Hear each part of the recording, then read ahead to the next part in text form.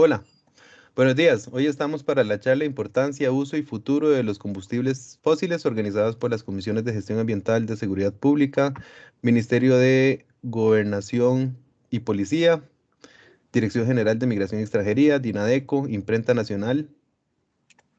Eh, Hoy nos acompaña el gestor ambiental del Ministerio de Seguridad Pública, don Jaime Muñoz, quien nos va a dar esta charla. Esta charla está orientada para los programas de gestión ambiental institucional y programas Bandera Azul Ecológica, por lo que al final de la charla, o incluso acorde a lo que a lo que nos vaya invitando Jaime a participar, vamos a tener espacios para hacer preguntas, ¿verdad? Para hacer preguntas y para que también sea más interactivo, no solamente sea un monólogo de parte de don Jaime, que ya de por sí es muy interesante escucharlo, lo escucharán quienes no lo hayan escuchado. Y sin más, vamos a darle el campo a Jaime Muñoz para que dé inicio. Hola Manuel, muchas gracias y muchas gracias Gracias. a todos los que Bienvenido. están, muchas gracias a todos los que están conectados. Es la primera del año, por lo tanto, que tengan un 2022 lleno de muchos éxitos laborales y familiares. La idea de realizar esta charla en forma conjunta, bueno, tiene dos cosas. Una, la charla como tal y la otra, la organización. Con respecto a la organización, es importante contarles que en temas de COVID, a veces se hacía un poquito complicado cumplir con los objetivos, con algunos objetivos del PEGAI, ya sea porque había limitantes para visitar algunos sitios, para realizar algunas actividades, en general para cumplir con algunas cosas que anteriormente pues les hacíamos más fáciles. Tuvimos una iniciativa entre varios, en realidad inició primero con las instituciones que están ligadas un poco al sector seguridad, en el caso de seguridad pública. Bueno, nos unimos 5, ha sido un éxito en el sentido de que la organización pues se nos ha hecho más fácil, las fortalezas de uno son, o más bien las debilidades de uno son las fortalezas de otro, entonces ahí nos vamos acompañando. Somos 5 los gestores que estamos en el grupo y a partir de ahí pues hemos empezado a generar no solo charlas, sino actividades conjuntas en las que pues tenemos la posibilidad de participar y así poder generar evidencias en los programas tanto de gestión institucional, gestión ambiental, como de bandera azul. En realidad las charlas y las actividades están hechas para cumplir con los dos programas. Entonces, con la invitación que hizo Manuel, en realidad, pues yo lo que hago es reiterarla y apoyarla en el sentido de que si alguien se nos quiere unir, nada más nos avisa. Nosotros tenemos un grupo de WhatsApp incluso que diariamente pues nos estamos compartiendo actividades que hacemos o cosas que hacemos, ideas, incluso nos reunimos para hacer cosas durante todo el año. Eso con respecto a la organización. Con respecto a la importancia de esta charla es lo siguiente. Hace unos años, cuando yo llegué a la institución y me tocó hacerme cargo del programa de gestión ambiental, el, el tema de combustibles fósiles es un tema en el que uno dice, bueno, ¿cómo lo abordo? ¿Qué es lo que tengo que hacer ahí? ¿Por qué? Porque nosotros tenemos en la cabeza combustibles fósiles, petróleo, ¿verdad? Gasolina, diésel, los distintos tipos de gasolina. Y, y a veces no quedaba claro como qué actividades puedo hacer o qué actividades puedo ejecutar para saber que voy cumpliendo con respecto a combustibles fósiles. Hoy vamos a meternos en esa parte. No creen que es una charla muy técnica, ¿verdad?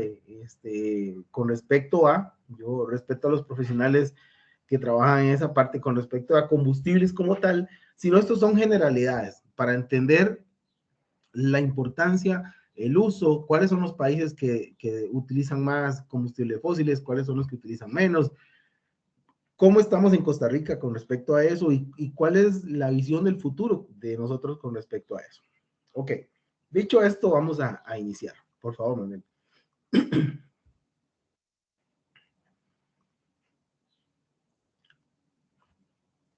La definición de combustibles fósiles es que es una sustancia originada por la acumulación de hace millones de años de grandes cantidades de restos de seres vivos en el fondo de lagos y otras cuencas sedimentarias. Son, por tanto, recursos limitados, energía no renovable. ¿Por qué es importante saber esto? Bueno, porque sabemos al final de la charla vamos a ver, según el ritmo de consumo actual, cuánto nos va a durar esos combustibles fósiles. Pero bueno, vamos a ver en la siguiente diapositiva cuáles son esos combustibles fósiles, porque no es solo el petróleo. Ok, tenemos tres, cuatro en realidad porque el gas va natural y licuado, pero tres grandes, digamos. Uno que es el petróleo, ¿verdad? Que es el líquido viscoso que nosotros más estamos acostumbrados a ver como combustible fósil, que comenzó a formarse hace millones de años por medio de procesos geológicos y acción bacteriana sobre la materia orgánica acumulada en el fondo del mar. Básicamente, nuestros carros están funcionando a base de seres vivos de hace muchísimos años que se convirtieron en petróleo. El gas natural consiste en una mezcla de hidrocarburos producida también por acción bacteriana de miles de años bajo la tierra, y la mayor cantidad de gases pues es el metano, el etano, el propano y el butano. Y con respecto al carbón, que tal vez es el que menos pensábamos, ¿verdad? Que uno menos lo veía como combustible fósil, pues es una roca formada por carbono y otras sustancias. Actualmente no es tan utilizado, sin embargo, en el año 1990, del siglo pasado, suministraba más del 27% de la energía comercial de todo el mundo. Actualmente, pues ha cambiado un poco, pero igual hay países como China o hay países como algunos del Medio Oriente que dependen 100% de este tipo de combustible fósil. ¿Por qué le digo que nosotros en Costa Rica no estamos acostumbrados a esto? Porque aquí es muy poco lo que se utiliza, ¿verdad? En base a datos, con base a datos, perdón, Costa Rica en la parte eléctrica, ¿verdad? Utiliza el 99.2 de energía renovable.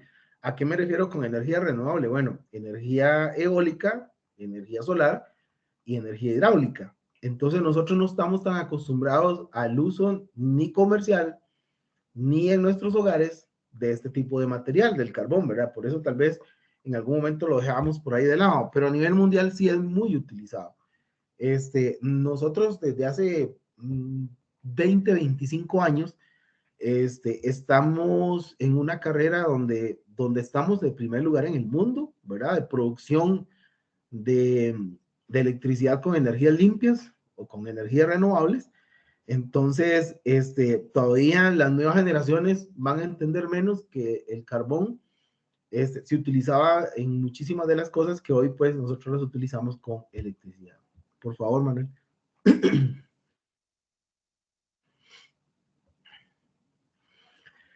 Países productores de combustibles fósiles. Y aquí tenemos, por la cantidad de gente, ¿verdad? Por la cantidad de gente, la cantidad de población que manejan este tipo de países, pues siempre va a estar Estados Unidos, China y la India, digamos, dentro del top de países que producen. Por ejemplo, en petróleo, estamos hablando de millones de barriles diarios, ¿verdad? De producción. Estados Unidos produce el 15.3 de millones de barriles diarios. Arabia Saudita produce el 12.2 y Rusia 11.5 millones de barriles diarios. Yo no sé si ustedes se logran imaginar o hacer una imagen de cuánta cantidad es eso, ¿verdad? Estamos hablando de que a nivel mundial al día se producen 90 millones de barriles diarios. Ya casi vamos a ver los datos de Costa Rica, pero son bastante grandes también, comparados con Costa Rica, que somos 5 millones, ¿verdad? Porque estamos hablando de China y la India, que los dos manejan poblaciones de 1.400 millones de personas, y pues Estados Unidos un poco menos, pero tiene un gasto también bastante fuerte. Con respecto al gas, estamos hablando de metros cúbicos diarios, que Estados Unidos produce 900.000 metros cúbicos, Rusia 675.000 y la Unión Europea 165.000. Nosotros básicamente eso no lo producimos, ¿verdad? Bueno, no lo consumimos en realidad, ni producimos nada de esto y tampoco petróleo. Y el carbón, que China sí utiliza muchísimos millones de toneladas, en este caso por año, ¿verdad? De carbón, sobre todo para su producción industrial, produce 3.7 millones de toneladas al año. Tomando en cuenta que una tonelada son 1000 kilos, pueden hacer en su cabeza el conteo de la cantidad de toneladas que consume China y Estados Unidos con casi 1 millón, ¿verdad? De toneladas, pero sí son datos bastante grandes. Voy a explicar un toquecito algo antes de seguir con la siguiente. Cuando nos hablan de combustibles fósiles, nosotros inmediatamente pensamos que son negativos para nosotros, ¿verdad? Y esta no es una campaña para decir que es para hacerle campaña positiva, no, es que realmente son importantes para nosotros. O sea, toda nuestra economía, todas las cosas que nosotros ejecutamos actualmente en la vida diaria fueron producidos con base a combustibles fósiles. Entonces, no es que llega un momento, ¿verdad?, en que uno dice, bueno, de aquí en adelante, yo digo que los combustibles fósiles es lo peor que nos pudo haber pasado. Usted y yo no estuviéramos aquí con estas compus, ¿verdad?, que están hechas de muchos de estos materiales. No estuviéramos aquí con esta tecnología, no estuviéramos aquí conectados todos desde largo, si esas cosas no existieran. Entonces, es ver qué vamos a hacer, ¿verdad?, en el futuro. Pero si usted se pone a pensar, todo alrededor se utiliza combustible fósil para que se pueda ejecutar. Entonces, es ver cómo hacemos. ¿Por qué? Porque sí, el uso excesivo, porque en eso sí no hemos tenido problemas, ¿verdad?, en hacer excesivo el uso, pues ha generado lo que tenemos ahorita. ¿Qué tenemos ahorita? Problemas con cambio climático, sobre todo, ¿verdad? Ahí se reduce en eso. Entonces, no es decir de aquí en adelante, es que los combustibles fósiles son malos, ¿verdad? Vamos a eliminarlos. De hecho, no podríamos eliminarlos. ¿Por qué? Porque todo lo que está hecho a nuestro alrededor está hecho para que funcione con combustibles fósiles. Hasta nuestra propia educación, que es un tema que vamos a ver un poquito más adelante. Manuel, por favor.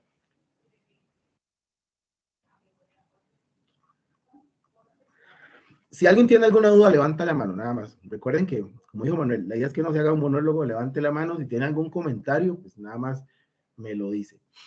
Consumo de combustibles fósiles en Costa Rica. ¿Por qué tomé año 2018-2019? Bueno, porque en el 2020 y 2021 nos han guardado mucho. Entonces el consumo no ha sido, digamos, el promedio normal, ¿verdad? Pero aún así, vean que subimos un montón de un año a otro en un consumo normal. En el 2018 consumimos 3.386 millones de barriles al año. O sea, millones de barriles. Es que eso es una cantidad considerable, ¿verdad? Gasolina, de todo eso, en gasolina consumimos 332 millones de litros al año.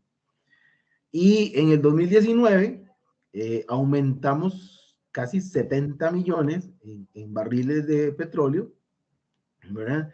Y en gasolina aumentamos cerca de 10 millones de litros de un año a otro. Ok. Y ustedes dicen, bueno, ¿por qué? Costa Rica es el tercer país con más carros per cápita, o sea, por jupa de población, ¿verdad? A nivel latinoamericano. Y ya eso es mucho. Eso es un montón. ¿Por qué? Porque nosotros ahorita tenemos cerca de 1.5 millones de carros, de toda índole, ¿verdad? No solo automóviles, sino carros grandes, furgones, todo lo demás. Pero también tenemos, aunque gastan mucho menos combustible, también tenemos 750,000 motos, ¿verdad? Y yo en el último año he visto el crecimiento de estas motos eléctricas, las pequeñitas, que parecen una bicimoto, ¿verdad? Que uno les da pedal ahí y va funcionando. Es una bicicleta, solo que les dicen bicimoto, para las cuales no hay que tener ni licencia ni nada, nada más uno la compra, se monta y se va. No hay necesidad de pedirle permiso a nadie para andar en la calle. Y me hace mucha gracia porque el servicio delivery, como dice ahora, el servicio de entrega, ¿verdad? Normalmente las personas lo hacen con ese tipo de bicimotos y algunas empresas hasta ponen cuánto cuántas acciones de carbono neutral, ¿verdad? Dejaron de producir, de carbono, dejaron de producir por la utilización de este tipo de vehículos. Y se ha ido, yo sé que ustedes lo han visto también en la calle, ¿verdad? Y en sus barrios y cerca, se ha ido popularizando un poco este tipo de, de transporte. Debiera hacerse un poco más. ¿Por qué? Porque ya vieron la cantidad de barriles diarios y de barriles de gasolina que consumimos al año. O sea, somos un país pequeño, pero en realidad es muy fuerte. Ahora, en la siguiente diapositiva vamos a encontrar cuánto nos va a durar el petróleo de aquí en adelante. Y si nosotros todo lo que hacemos lo basamos en petróleo, imagínense el caos que vamos a tener, ¿verdad? Estas son algunas generalidades actuales sobre el uso de combustibles fósiles. El 70% de la energía eléctrica en el mundo se genera con combustibles fósiles. Por eso yo les decía, es un poco enredado entenderlo para nosotros. ¿Por qué? Porque nosotros el 99.2%, o sea que 0.8% lo producimos por calderas, ¿verdad? Utilizando combustibles fósiles todavía, pero el 99.2% lo hacemos con energías renovables, que ya se las había mencionado anteriormente, que son la hidráulica, la solar y la eólica. También utilizamos la que utiliza la geotérmica, ¿verdad? Un poco, pero en mucho menos cantidad. Creo que soy un poquito creyente que debiera de aumentarse un poco. No solo la geotérmica, sino las demás energías renovables. En el caso de la eólica, ¿verdad? Que es tal vez la más fácil de obtener, porque la hidráulica pues ha generado en los últimos años algún tipo de resistencia por el tipo de, vamos a ver, por las consecuencias negativas que puede generar en un sitio específico, ¿verdad? Por el cambio de la dinámica del río, por el cambio de la dinámica del bosque, por X y Z razón, pues ha habido un poco de resistencia que se realicen, pero bueno, nosotros desde los años 40 que se hizo Arenal, ¿verdad? Los años 50, nosotros hemos estado, nuestra electricidad, nuestro consumo eléctrico ha estado basado en hidráulica. Últimamente, pues se ha estado utilizando un poco más la eólica y también la solar, ¿verdad? Con los paneles solares, ya sea en casas o ya sea a nivel comercial. Y ahorita que algunas empresas que venden electricidad la están utilizando para vender el producto, tipo Cope Guanacaste, está con un proyecto grande, y alguna otra en la zona norte, creo que también están trabajando. El 90% del transporte mundial se realiza gracias a los combustibles fósiles. Por eso le decía yo ahora, o sea, ahorita sonaríamos muy mal agradecidos, ¿verdad? Decir, bueno, señores, ya utilizamos mucho esto, adiós. No, tenemos que darle muchísimas gracias a los combustibles fósiles por lo que hemos logrado hacer con respecto a todas las actividades.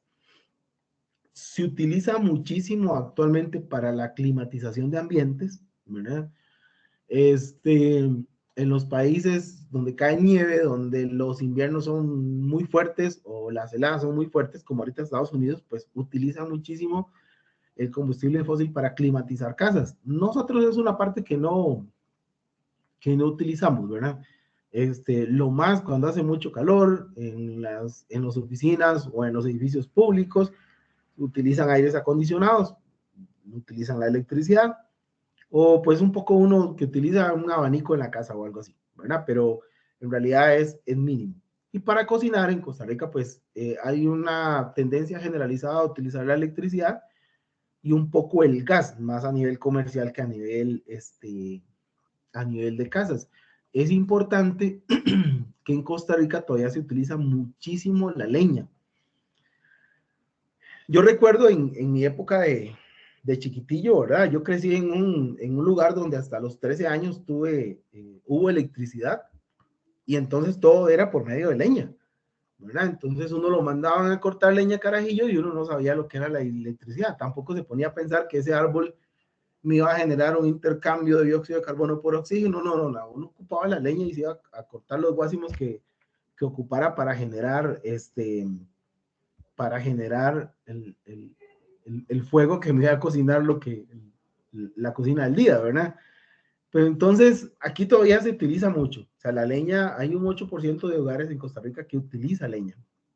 Y es importante ese dato porque es muy grande, digamos. Y uno podría decir, pero bueno, eso genera mucha corta de árboles, ¿verdad?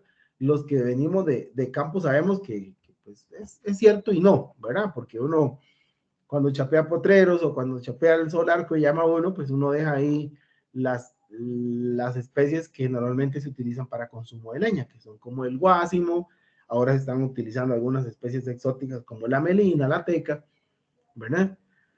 Y normalmente pues no se corta el árbol, sino que se cortan algunas ramas y con esa rama pues ya dura un montón. Entonces, es una nueva forma o es una forma de ir viendo cómo es el consumo en Costa Rica.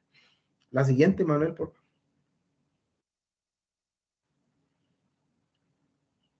Ok, países más dependientes de combustibles fósiles. Vean, por ejemplo, los 4 primeros, todos estos en Oriente, ¿verdad? ¿Por qué en Oriente? Pues claro, ellos tienen todos los combustibles fósiles del mundo. Entonces, dependen de ellos 100%.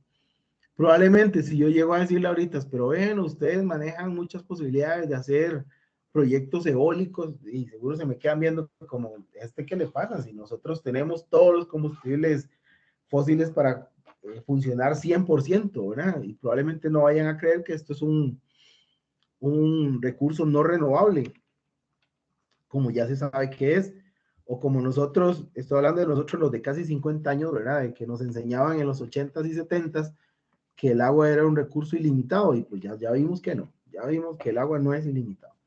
Incluso, Entonces, Jaime, permiso. sí, eh, yo tengo 37 años y recuerdo que en la escuela todavía nos enseñaban que el agua era un recurso inagotable.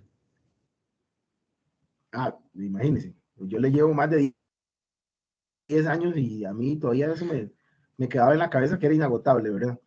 Sí, ya hoy cambió, Por eso no por juzguen a los dicha. de, sí, no juzguen a los de más de 50 que a veces se nos olvida y gastamos agua como locos lavando, echándole a las matas, ¿verdad? Este, no debe ser, no debe ser. Uno está a tiempo de educarse a cualquier edad. Pero vean los 4 primeros países, los 5 primeros países. Dependen 100% de los combustibles fósiles. Así, 100%. En electricidad, en transporte, en lo comercial, en los hogares, en todo. Ellos en todo dependen de los combustibles fósiles. O los otros países con más dependencia, pues es Argentina, Venezuela, República Dominicana y México, ¿verdad? Costa Rica, cualquiera podría pensar, no, nosotros seguros somos de los que menos, nosotros andamos en el 70% de dependencia de los combustibles fósiles. Todavía es grande, ¿verdad? Todavía es un porcentaje bastante grande que debemos de ir mejorando día con día a no depender. Siguiente, Manuel.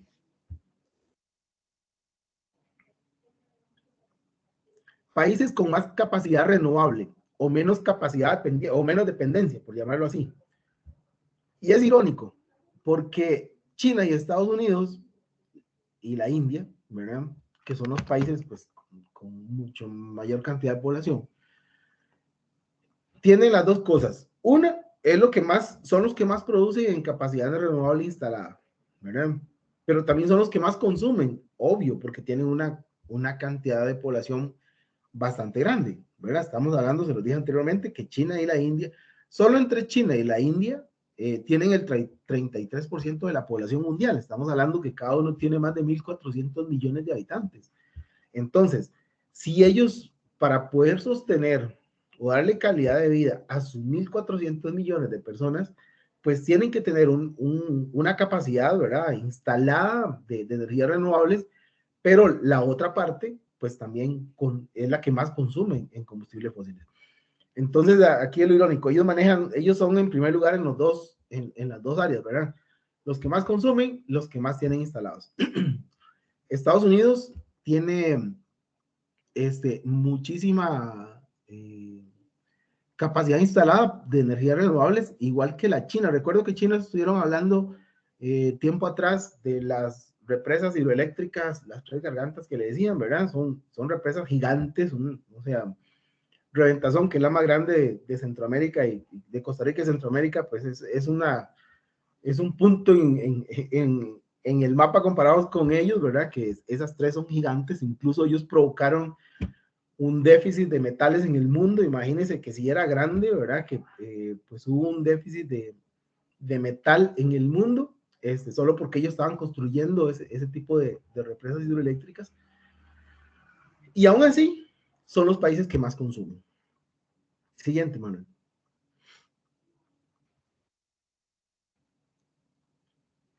Ok. Ventajas, claro que sí. Claro, se me pasó, Manuel. Ventajas del uso de combustibles fósiles. Vamos a ver, usted podría decir, ¿cómo que ventajas? Pues claro que sí. Todo aquello que se nos es fácil conseguir es una ventaja para nosotros. Y en este caso, el combustible fósil tiene ciertas ventajas. Es fácil de extraer, ¿verdad? Porque ya existe la tecnología, la maquinaria y el conocimiento necesario para poderlo extraer de forma segura y rápida. Hay una gran disponibilidad todavía. Si lo dudan, todavía, ¿verdad? Digo todavía porque todavía, ya casi vamos a ver cuánto va a durar, pero esa disponibilidad la vimos en la cantidad de barriles diarios que consumimos alrededor del mundo, ¿verdad? 90 millones de barriles diarios. Yo me pongo a imaginar eso y yo, no, pero ¿qué es esta exageración, verdad? O sea, 90 millones de barriles diarios es lo que se consume. Obviamente se extrae más.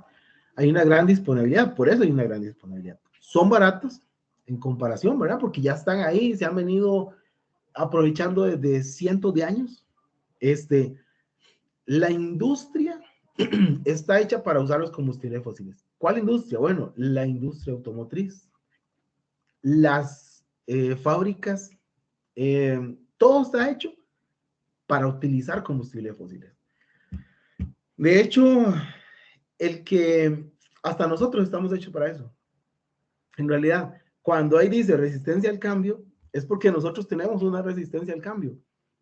Yo espero que aquí no haya ningún policía de los compañeros del ministerio que me vaya a dar un cosco después, pero vieras que yo hablo con mis compañeros policías porque uno de los objetivos de nosotros como institución pues es ir cambiando la flotilla eléctrica, digo, la flotilla de combustibles fósiles a la flotilla eléctrica en los próximos años. Y hay una resistencia al cambio terrible que viene de la educación que tenemos, ¿verdad? Porque nosotros tenemos una educación o está metido dentro de nuestros cerebros que tenemos que manejar un carro de combustible fósil, ¿verdad? A todos nos entra el espíritu de Toretto y queremos tener carros 3000, ¿verdad? Y hacer 5 cambios en 100 metros y tener potencia y generar un ruido, una cosa vacilona y terrible, ¿verdad? Cuando yo le digo a mis compañeros policías, es que vamos a cambiar poco a poco, vamos a ir cambiando.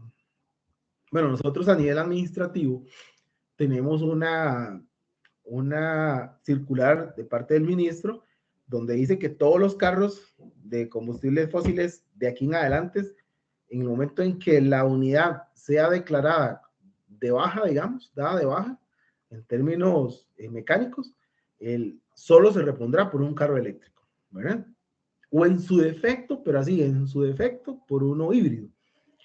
Eso en la parte administrativa. En la parte policial, pues es un poquito más complicado y ahí es donde hay un poquito más de resistencia al cambio. Aunque algunas instituciones en Costa Rica ya están utilizando, pues, vehículos eléctricos ya masivos, ¿verdad? Tipo la Policía de Tránsito, tipo Correos de Costa Rica, que ya todas sus unidades, bueno, no todas, Correos creo que sí, ya todas casi, son motos eléctricas. Pues nosotros, que somos una de las instituciones que más carros tenemos a nivel nacional, hablando de instituciones públicas, tenemos 3.500, pues deberíamos ir hacia ese camino, ¿verdad? Hacia el camino de volver eléctrico el fósil. ¿Por qué? Por la disponibilidad que tenemos de aquí en adelante del petróleo, sobre todo por eso. ¿Qué vamos a hacer cuando ya tengamos todos los carros de combustibles fósiles y no vamos a tener de dónde sacar el petróleo? Pues deberías ir haciendo el cambio para no estar en ese momento peleando con todo el mundo para que nos manden unos barriles de petróleo. Siguiente, bueno.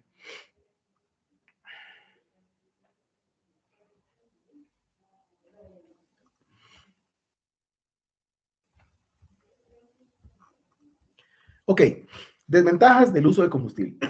Es cierto, El uso excesivo, ¿verdad? El uso excesivo de combustibles fósiles que hemos hecho a nivel mundial, pues ha generado básicamente las tres más grandes, por decirlo así, porque hay otras desventajas, ¿verdad? Pero vamos a mencionar acá las tres más grandes. Y uno es la lluvia ácida. Así, explicado de forma general, es cuando los combustibles fósiles se queman, estamos hablando del azufre, el nitrógeno y el carbono, se combinan con el oxígeno para formar óxidos, ¿verdad?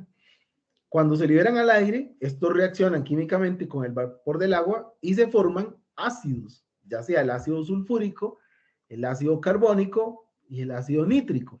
Y cuando ya estos componentes se juntan con el agua y forman ácidos, en ese momento ya es para hacer daño, ¿verdad? Entonces, afectan la calidad biológica de bosques, de suelos, de cuerpos de agua. Y cuando hablamos de cuerpos de agua, estamos hablando de ríos, no solo de donde nosotros a veces realizamos tomas, porque también realizamos a nivel subterráneo, ¿verdad? Pero si lo hacemos a nivel de agua, digamos, superficial, pues obviamente nos hacemos daño nosotros. Las aguas de Cartago son de las aguas más ácidas incluso del mundo, ¿verdad? Por eso nosotros aquí, los cartuchos, tenemos una incidencia a nivel mundial muy grande de cáncer del estómago, de piedras en los riñones, y aquí alzo la mano, porque tienen una cantidad muy fuerte de metales, ¿verdad? Entonces, al final, nosotros mismos nos estamos haciendo el daño. Pero bueno, eso es parte de. Siguiente, ¿vale?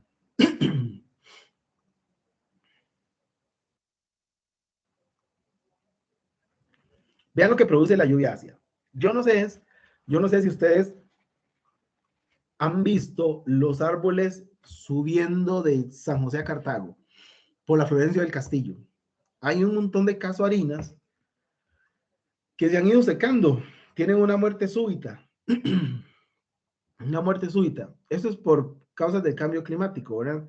Pero muchas veces es también por juntarse con esta lluvia ácida, o sea, se juntan los dos fenómenos.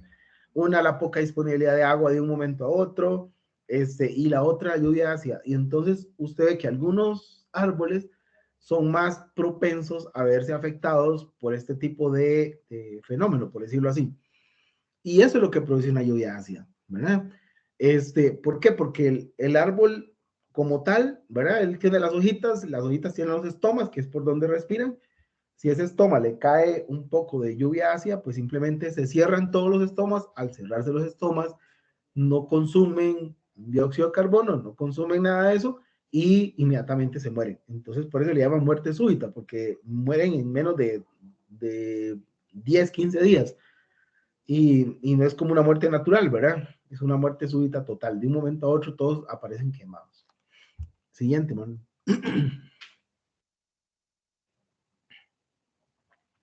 Y bueno, acá tenemos dos efectos de la lluvia ácida en los cultivos, que estos sí son un poquito más delicados, ¿verdad? En los cultivos y en la infraestructura. En la infraestructura, obviamente, depende de lo que esté hecho. Creo que te fuiste para abajo o para arriba. Para abajo, bro. En la infraestructura, depende de lo que esté hecho, esa infraestructura pues va a tener un mayor o menor daño, ¿verdad? Ya sea que esté hecho de cemento, de metal o de algunos otros compuestos que pueden verse más afectados por la lluvia ácida. En los cultivos sí son más delicados, ¿verdad? El cultivo es una cuestión de cuidado diario, una cuestión de que si me varían las condiciones inmediatas, pues voy a tener un resultado inmediato, en este caso negativo.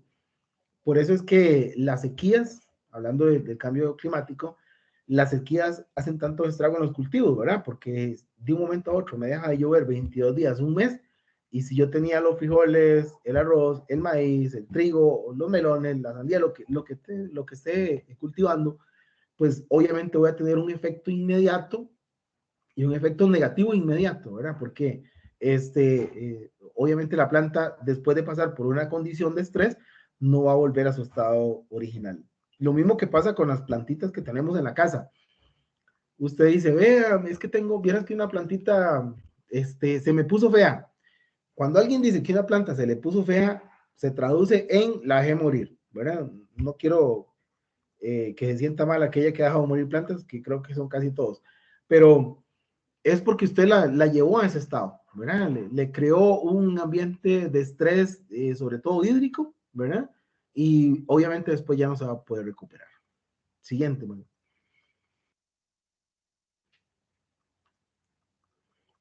Entonces, otra de las ventajas es la ceniza. Ok, la combustión de combustibles fósiles produce unas partículas sólidas no quemadas, a la que llamamos ceniza. Son emanadas sobre todo por las plantas industriales que queman carbón y en las ciudades con grandes concentraciones de automóviles que utilizan diésel y gasolina, se presenta este tipo de problemas. Ese sí afecta la calidad de vida de todos. Cuando digo de todos es porque a veces nos volvemos egocéntricos, ¿verdad? En el sentido de que pensamos solo nos hace malo a los humanos. No, es que nos hace malo a todos. Estamos hablando de todos los animales que conviven con nosotros, de todo ser vivo que convive con nosotros. Nosotros no somos el centro de la Tierra, ¿verdad? Probablemente somos quien más la destruye, pero estamos con un montón de seres vivos alrededor. Entonces, no pensemos en que el daño es solo para nosotros. Y esa ceniza, pues esa ceniza crea problemas bastante grandes. No sé si han visto, por ejemplo, las nubes que se arman a veces en México, en China, en la India, sobre todo porque son ciudades donde hay una gran concentración de combustibles quemándose día a día. ¿Por qué? Por la gran cantidad de carros y la gran cantidad de población que hay. Siguiente, por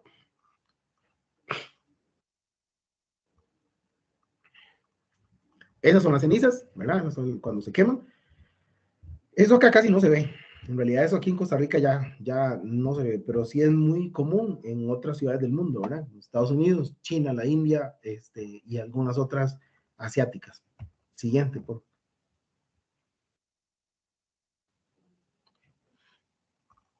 Ok, y llegamos a la mamá de las desventajas, que es el calentamiento global. De hecho, algunos aquí han tenido alguna charla conmigo de calentamiento global y cambio climático, que son dos conceptos que se parecen mucho, ¿verdad? A veces se confunden. El calentamiento global, bueno, es aquel que está produciendo grandes cambios en algunas partes más que en otras, ¿verdad? Tal vez en Costa Rica a veces uno dice, bueno, pero aquí ha sido normal que pase esto y lo otro. Bueno, hay cosas que ya no son normales, ¿verdad? Hay cosas que no son normales dentro del clima de Costa Rica. Muchas veces son climas extremos a nivel de lluvias, pasa dependiendo del niño o la niña, pasa a ser climas extremos a nivel de sequías y de calor. Y Costa Rica es tan pequeño, pero con donde varía mucho la temperatura, ¿verdad? Que uno se puede venir de Liberia a la 1 de la tarde en estos días que está a 37, 38 grados y llega a San José a las 5 de la tarde y está a 18, 19 grados. Estamos hablando de la mitad de los grados. Entonces, ahí hay un problemilla, ¿verdad? Hay un problemilla porque, imagínense en este país tan pequeño, donde uno tranquilamente lo visita de frontera a frontera en menos de medio día, ¿verdad? Que haya esa variabilidad de temperatura. El dióxido de carbono es el principal subproducto de la combustión de los combustibles fósiles. Es uno de los principales gases de efecto invernadero. Dióxido de carbono. Los gases de invernaderos absorben el calor del sol reflejado en la superficie de la Tierra y lo retienen, manteniendo la Tierra caliente y habitable. Hasta ahí es normal y necesario, porque si no fuera así, nosotros no existiéramos. O tendríamos picos de temperaturas muy fuertes, ya sea muy helado o muy caliente. Sin embargo, la cantidad de combustibles fósiles que hemos o que consumimos, que está por fuera del equilibrio normal, en la parte industrial, en la parte de combustibles, ha creado un desequilibrio entre la cantidad de GEI es gases de efecto invernadero, y eso ha desencadenado lo que hoy llamamos calentamiento global. ¿Qué significa? Que estamos consumiendo más de lo que la misma Tierra pueda limpiar, por decirlo así. Entonces, esa cantidad de gases, ¿verdad? Arriba atrapa más del calor que debiera atrapar. ¿Y para dónde agarra ese calor? Bueno, para la Tierra. y la Tierra tiene su sistema de enfriamiento o sistema de volver al equilibrio. Entonces, en el momento en que ese calor se devuelve a la Tierra, genera cambios climáticos, ¿verdad? En determinados lugares, ya sea más caliente, y al hacerlo más caliente en un lado, obviamente en otros lugares vamos a tener pues más frío, ¿verdad? Y así sucesivamente. Esos son los cambios que ha producido el desequilibrio que nosotros mismos con nuestras actividades, con las cosas que hacemos, pues hemos provocado. Siguiente, Manuel.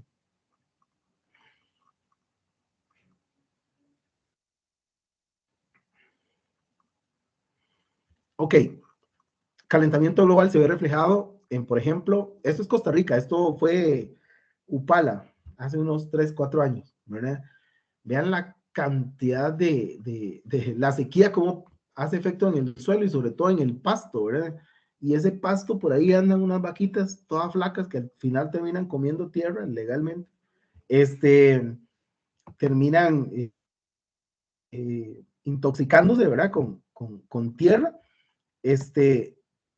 porque no tienen que comer. Entonces, ese es uno de los productos, una de las consecuencias, ¿verdad? Del calentamiento global. Pero bueno, esto es sequía. Creo que la siguiente es de inundaciones.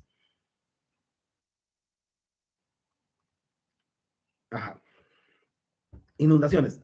Vimos a finales del año 2021 países donde no era normal o no era común, por lo menos en los últimos 100 años, ver inundaciones, como Alemania y algunos otros países de Europa que no estaban acostumbrados a esto. Nosotros estamos acostumbrados, o sea, nosotros sabemos que una cantidad de lluvia, ya sea de un fenómeno meteorológico, puede ser un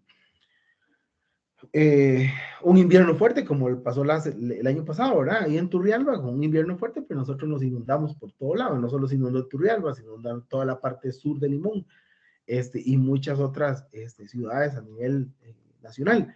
Entonces, es normal, bueno, ahora para nosotros ver esto es normal, pero para ellos, por ejemplo, Alemania y esos otros países que están alrededor, no era normal ver este tipo de inundaciones. ¿Por qué? Porque, como les decía anteriormente, el mundo, la Tierra busca su equilibrio y al romper ese equilibrio, pues se producen estas cosas, ¿verdad? Igual como las temperaturas que se generaron en Canadá y Estados Unidos hace unos 6 meses, por ahí de agosto, perdón, y septiembre. Estamos hablando de 47 grados, donde las cosas pues simplemente echaban fuego ya por sí solas, ¿verdad? De la cantidad de temperatura que estaban soportando. Y eso no es normal, eso sí no es normal. Eso es parte del calentamiento global, consecuencia directa de eso. Siguiente, por favor.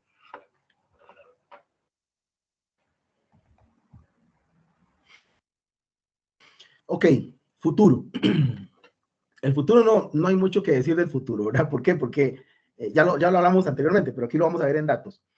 Según Siguiente, Manuel, por favor. Según el ritmo de consumo actual, ¿verdad? El que menos va a durar, lo ven ahí de segundo, es el petróleo. De hecho, es el más importante en el siglo XX, pero bueno, nos quedan 42 años de reservas de petróleo. 42 años. Yo soy de Guanacaste, de la zona azul. Yo calculo que si no pasa nada más allá de lo normal en mi vida, pues tranquilamente a los 90 años voy a estar viendo eso, ¿verdad? El carbón sí tiene mayor cantidad de años, 220 años al ritmo de consumo actual, y el gas, pues un poco menos, 63 años.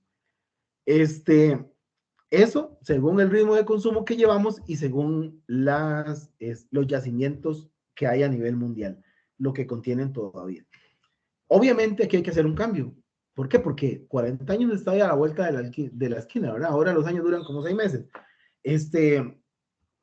40 años está ahí cerca, muy cerca. ¿Qué hemos hecho para ir enfrentando eso? Bueno, es lo que vamos a ver en la siguiente diapositiva y última diapositiva, sobre todo a nivel de Costa Rica. Acciones de Costa Rica. Hay un plan que es ambicioso, que yo le aplaudo a Carlos Alvarado, ¿verdad? Es uno de los planes más ambiciosos que hay, que ojalá se pudiera concretar en un porcentaje bien alto, que se presentó hace 4 años, el plan de descarbonización. Lo que pasa es que está dividido en 3 etapas. Uno del 2018 al 2022, termina este año, otro del 2018 al 2030 y la tercera etapa es 2031-2050. Se dice que al 2050 ya el mundo tiene que estar en otro nivel con respecto al consumo de combustibles, ¿verdad? O sea, ya básicamente casi no tienen que haber, o todo tiene que estar basado, el consumo, por ejemplo, a nivel de transporte, tiene que estar basado en un consumo no de combustibles fósiles, probablemente eléctrico, bueno, o de hidrógeno, o de cualquier otra fuente de energía que nos pueda salir de aquí en el futuro. Costa Rica dice que va a tomar de aquí en adelante mayores acciones en el tema de transporte público. Yo no sé si ustedes vieron una entrevista que hicieron hace poco a dueños de líneas de transporte, y resulta que le decían a uno de los dueños, ¿verdad?, que el Estado le iba a dar unos autobuses eléctricos, que andan, en San José andan varios, ya andan como 25, ¿verdad? Está probado, por esos que tienen ya más de un año de andar funcionando, que ellos gastan un 80% menos en plata. Hablemos de plata porque a ellos les interesa la plata. Un 80% menos de plata al día, ¿verdad? Y aún así no los convencieron. ¿Por qué? Porque lo que hablamos anteriormente es un tema de educación. Nosotros estamos hechos para los combustibles fósiles, suena raro decirlo, pero es, digamos, estamos acostumbrados a eso. Y si ellos no se convencen con plata, que es como uno normalmente se convence, ¿verdad? Cuando le tocan el bolsillo, uno normalmente reacciona, ya sea para bien o para mal, digamos. Ellos no se convencieron de que iban a gastar un 80% menos de plata teniendo autobuses eléctricos, ¿verdad? Pero bueno, es parte de lo que se ha estado trabajando, de generar mayores acciones en tema de transporte público. Se supone que de aquí al 2030, un 80% de la flotilla de transporte público tiene que ser eléctrica, ¿verdad? Tiene que haber un cambio en el campo industrial donde todas las empresas pues pasen de utilizar carbón o gas, que muchas utilizan ahorita, a utilizar otra fuente alterna de energía. Y pues eso es parte del trabajo que tiene, no solo a nivel público, ¿verdad?, sino a nivel de cámaras de industria, donde pues se tiene que generar ese cambio. Para mí el punto más importante es el que sigue, que es educación para el cambio. Y aquí me incluyo, ¿verdad? Porque, Manuel, me la quitaste. Aquí me incluyo, ¿por qué? Porque todavía tenemos eso en la cabeza, ¿verdad? De que sea, este, de que sea combustible fósil, de que el carro mío sea 2500 cc o 3000 cc para subir a las montañas que nunca subo, para ir a los caminos lastreados que nunca voy, ¿verdad? Es una educación para el cambio y tenemos una resistencia fuerte al cambio. Jaime, Entonces, sí. permiso, justo en el tema del cambio, doña Rosario comparte que ella cambió su vehículo de combustible fósil a uno eléctrico y que ha sido una excelente decisión desde todo punto de vista. Tal vez nos pueda compartir Pues un poco sobre la experiencia ahora. exacto, eso le iba a decir, que ya esta es la última diapositiva y ya casi le damos para que nos cuente un poco, ¿verdad? A nivel personal, cómo ha sido la experiencia. Las instituciones públicas tienen que ser las llamadas para aportar la bandera del cambio. O sea, nosotros tenemos que ser las llamadas. Pero, y esta es una crítica a las instituciones públicas, ¿verdad? Porque, ¿cómo vamos a hacer llamados si no tenemos presupuesto, por ejemplo? Nosotros deberíamos ser los primeros en hacer un cambio en la flotilla, en hacer un cambio en el consumo eléctrico. Pero lo primero que nos dicen es, nunca hay plata, ¿verdad? Nunca hay plata. Hasta para cambiar una bombilla LED, por ejemplo, no hay plata. Al final termina uno de vez en cuando haciendo una inversión hacia el Estado y cambiando eso. Pero el primer punto es, no hay plata. Y uno entiende que no hay plata. Pero ese cambio tiene que darse, ¿verdad?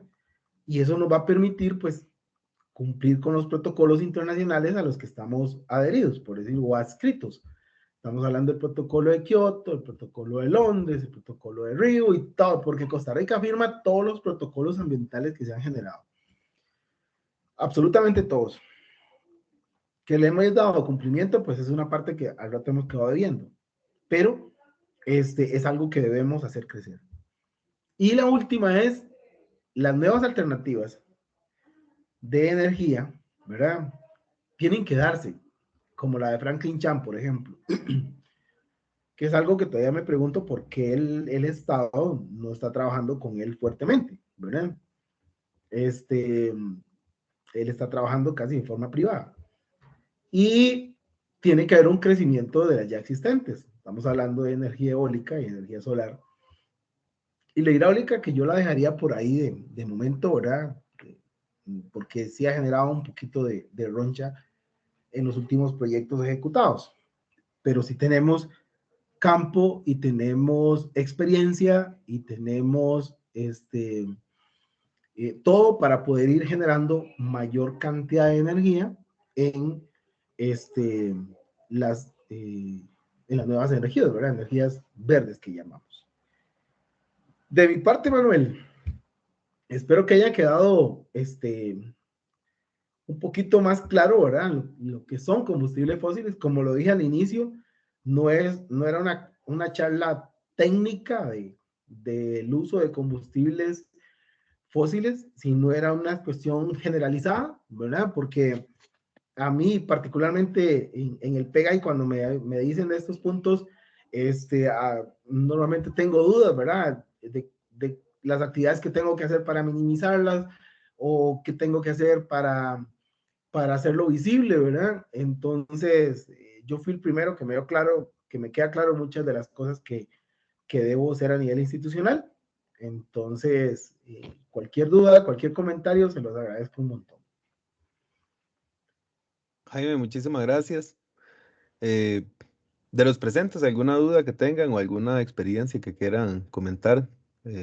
Ahora también leyendo los comentarios.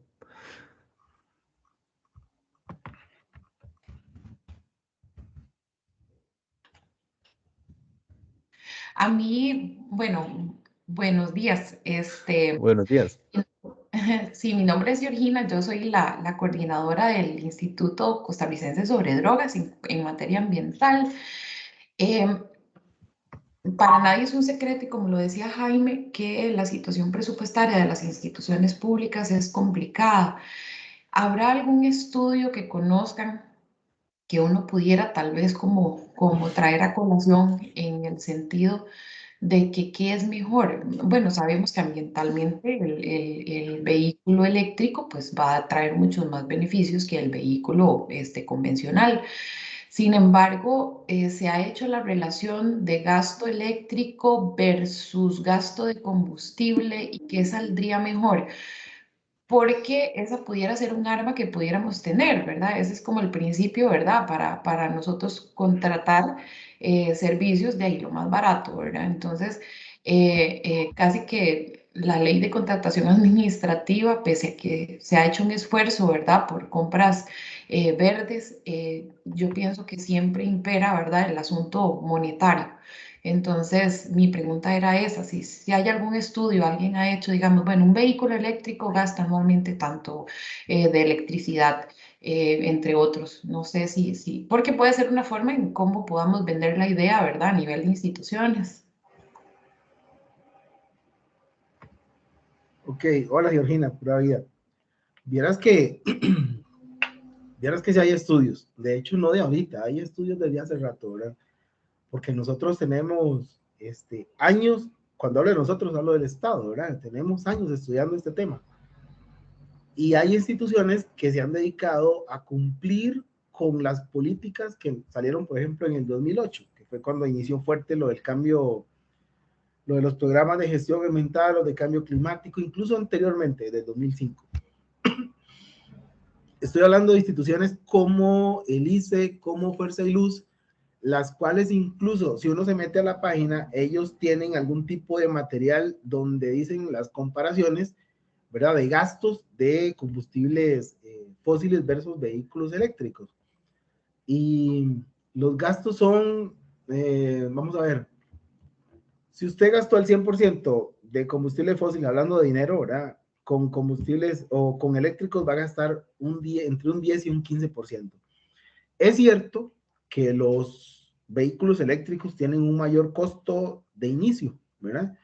En el estado no tanto porque no se pagan los impuestos, a nivel personal sí.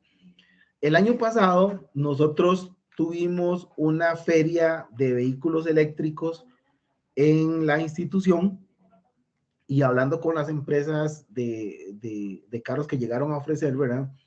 Nos decían, Jaime, a partir del 2024, por ahí, los carros eléctricos van a tener un boom, sobre todo porque va a bajar muchísimo el precio, ¿verdad? Actualmente, de hecho, hay un vecino mío que tiene un carro eléctrico y un día de estos, así ya con todo para pasarme de chepo, como decimos en Costa Rica, ¿verdad? Voy y le pregunté cuánto le había costado ese carro, ¿verdad? Y me dice, a mí me costó $28,000. Y es un sub, como decir un Tucson, como decir un Radford, digamos, es un sub, $28,000. Yo realmente no lo vi caro. ¿Por qué? Porque uno, dependiendo del consumo diario, ¿verdad? Uno normalmente por mes va a gastar entre 60 y 100,000 colones de combustible. O sea que al año va a generar un gasto probablemente mayor de 1.5 millones, ¿verdad? Entonces, eso es lo que hay que notar. Si uno va a tener el carro 4 o 5 años, en esos 4 o 5 años se va a ahorrar 7 millones y medio y un montón de cosas, ¿verdad? Entonces, son cosas que hay que ver, pero son cosas que hay que ponerlas en un papel para que uno pueda entenderlas mejor. Entonces, sí hay estudios, si alguien me escribe y me manda el correo, ¿verdad? Yo se los puedo enviar ahí porque por ahí bajé algunos, de LICE y Fuerza Pública sobre todo, donde pues ellos generan digamos, la comparación entre los dos tipos de vehículos.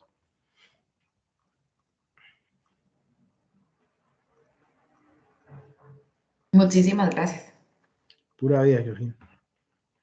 Buenos días, mi nombre es Rosario Cibaja. Yo fui la que les compartí que tenía un vehículo eléctrico. En realidad ha sido una de las mejores decisiones que hemos tomado.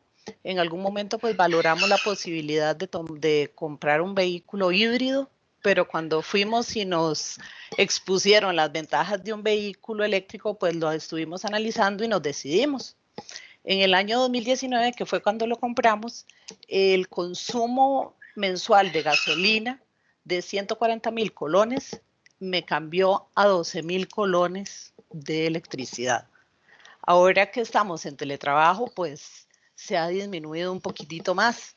Y cero gasto, bueno, la emisión de gas, ¿verdad? La contribución al medio ambiente, sumado a cero gastos de mantenimiento, cero agua, cero aceite, o sea, solamente súbase, manéjelo y bueno, esté atento a que no se le descargue. Y se carga en un tomacorriente de 110, común de la casa. Y digamos lo llevé a mantenimiento cuando tenía 24,000 kilómetros, como para que me dijeran algo, qué sé yo, de las pastillas de frenos, de esas cosas, porque en eso sí tenemos que estar atentos. Sin embargo, estaba bien y me dieron cita para 10,000 kilómetros después. Entonces, ha sido una excelente experiencia desde todo punto de vista. Y el rendimiento, todo, excelente. Súper recomendado. Rosario, le agradezco mucho. Vieras que yo he hablado con ciertas personas, ¿verdad? Porque dentro de esto hay mucha resistencia al cambio y lo que me dicen es, lo primero que uno le dicen es, ¿y qué va a pasar con las baterías de los carros eléctricos? ¿Verdad? O sea, son parte de las excusas que la gente dice que, ¿por qué no los carros eléctricos? Les comento algo. A nivel mundial, hay más de 1.500 millones de autos, ¿verdad? De vehículos de transporte. Cuando uno piensa en baterías, uno debe primero pensar en las baterías de esos 1.500 millones de carros que se están haciendo, ¿verdad? O que se han hecho durante los últimos 50 años, ¿verdad? Que básicamente están hechos de hierro, cobalto y níquel, que son elementos que se utilizan para hacer las baterías igual a los del carro eléctrico.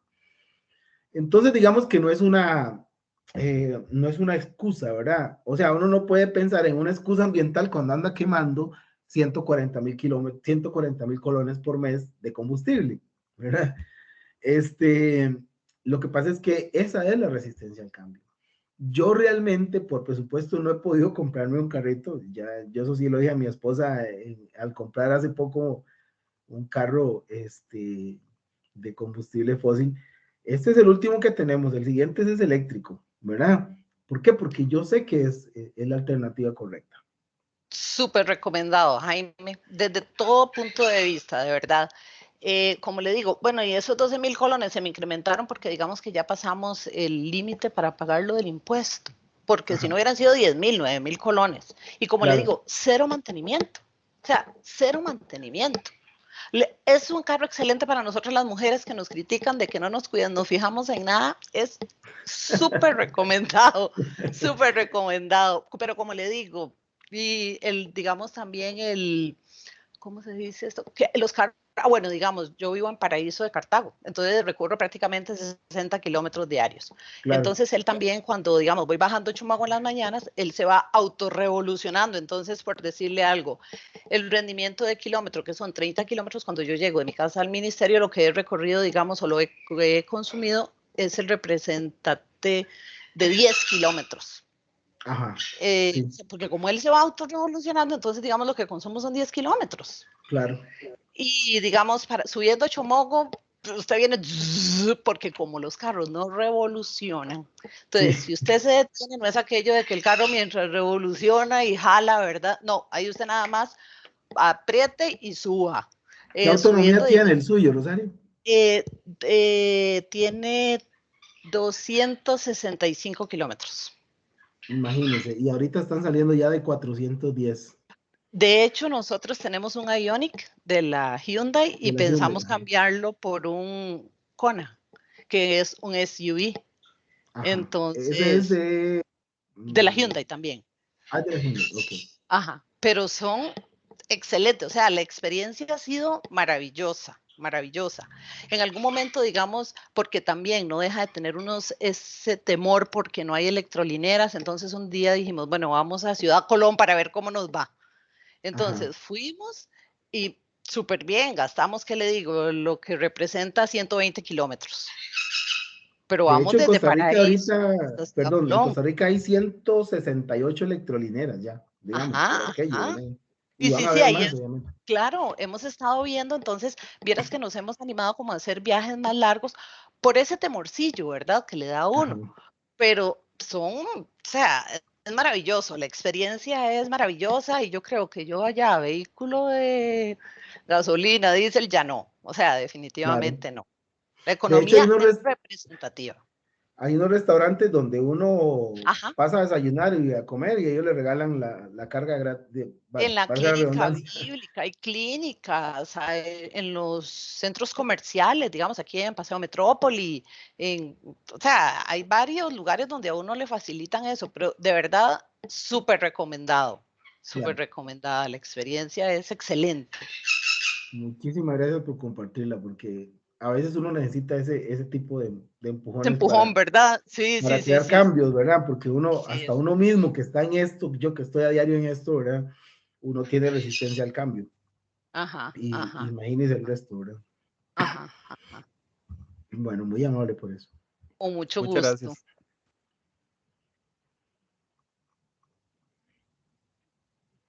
No sé si alguno tiene otro.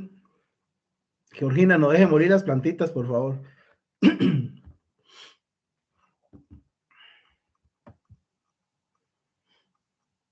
¿Alguien más que tenga alguna duda o quisiera hacerle algún comentario, contarle alguna experiencia o dejarnos alguna tarea inclusive?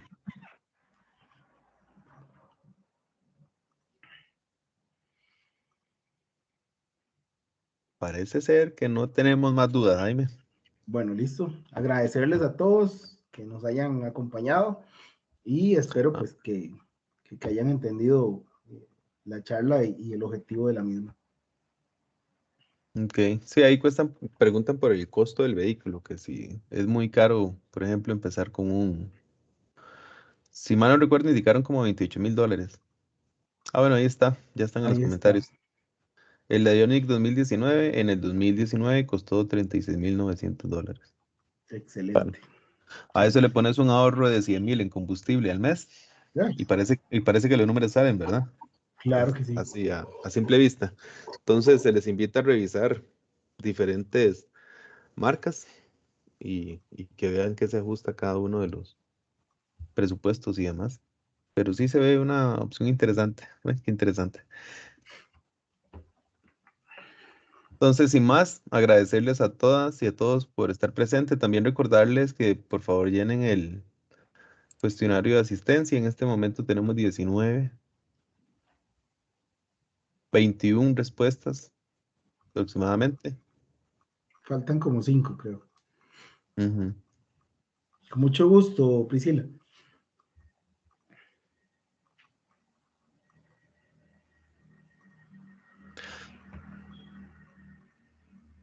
Demasiadas gracias a todos. Vamos a cancelar.